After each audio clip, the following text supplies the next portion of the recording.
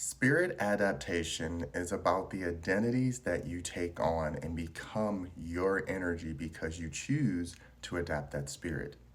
Welcome back to Along the Spiritual Journey. Spiritual adaptation, one of the best examples that I can give of this is, and this is not me hating on anyone, this is just me using it as an example, but sex. Sex is a spirit adaptation, right? Every single human being, every single species gets aroused. We get horny. It happens, right? That's a part of the sexual organs and all that stuff and the chemistry that comes along with it.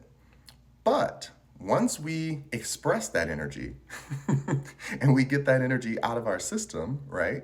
Then we go back to what we call normal, right? We don't have this crazy horny feeling that's making us feel like we need to run out and do it all the time because there's a balance. There's a balance of all energy. Now, some people choose to take that energy and it becomes their identity. And then all they think about is sex. All they talk about is sex. All they do is sex oriented types of activities and this and that. And again, nothing wrong with that. But here's the duality of when you take on the spirit adaptation. You have to deal with the duality and the darkness of the sides of that thing that you're taking on because spirits are things that we choose to be a part of. Like joy is a spirit, happiness is a spirit, again, sadness, depression. These are all different types of spirits.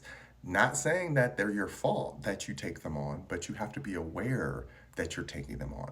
This is where emotional intelligence becomes part of the spiritual journey because it becomes about identity of who you want to be and not the things that are driving you to be this, right?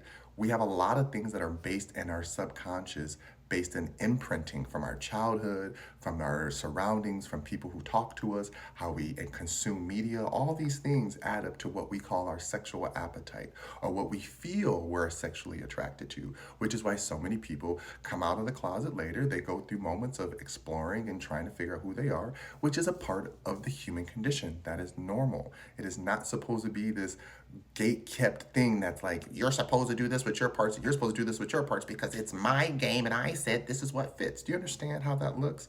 That's how I see it when I see someone telling someone which energies they need to represent. I don't ever want to tell somebody what energies they should take on. I just tell them to be mindful, not to be consumed by that spirit adaptation. Because if you become consumed by that spirit adaptation, that's when you start to let in what people call demons, right? Because then it can get to a point where, let's say you do have a very high sexual libido and you're having sex in a healthy way with healthy partners and you're talking to them and you're engaging and you guys are being safe and using protection. Fine, have at it, orgy it up. I don't care.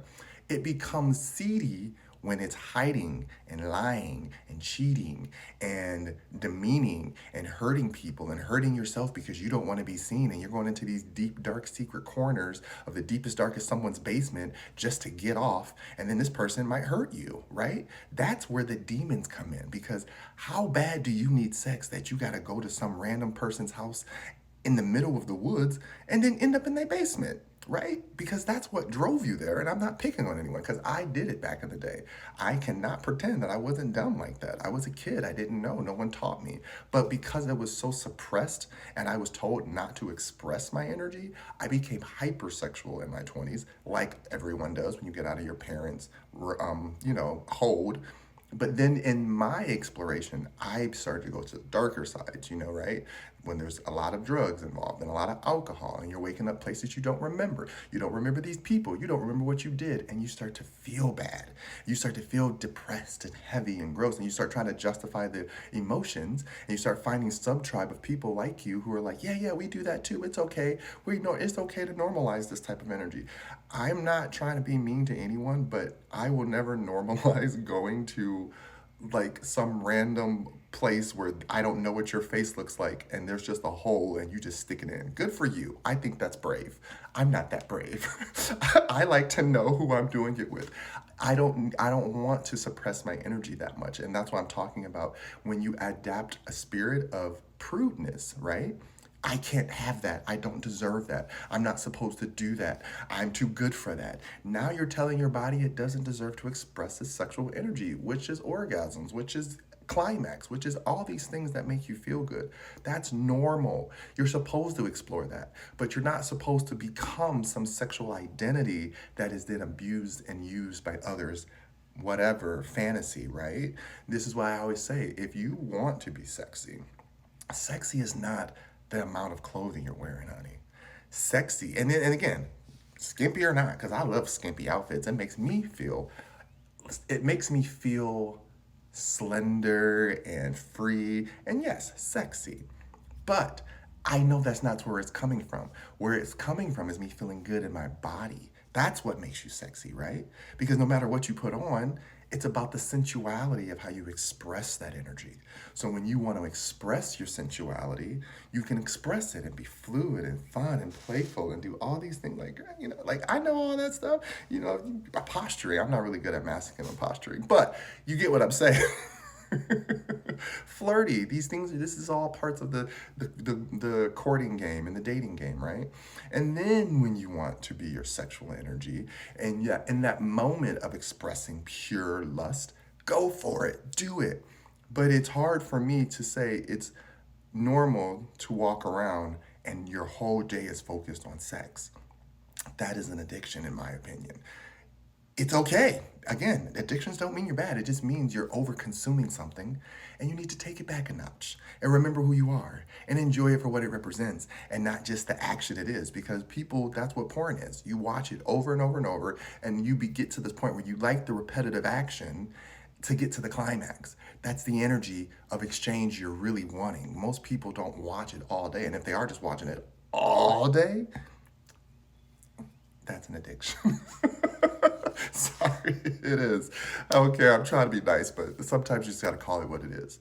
So, the reason I focused on this energy is because that's what society loves. We're obsessed with sex. We're obsessed with bodies. We're obsessed with penetration. We're obsessed with seeing things that we say we're not supposed to be seen because of spirit adaptations. When you have someone who's holier than thou saying you can't express yourself this way, of course you're going to create the literally dualistic polarized version of that, which is hypersexuality. If you have someone who's super prudish in religion and they're all trying to be closeted, but they're really over here doing secret sexual stuff too, then it creates this world of miseducation and misunderstanding that, oh, sex is seedy. It's not. There's nothing wrong with it.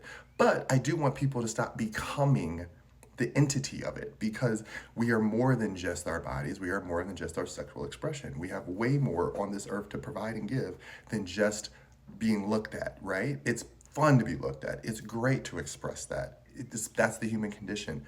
But we have to understand that there's parts of us that are deeper, that are spirit adaptations that are meant to be activated. Like for me, myself, mine was being a speaker.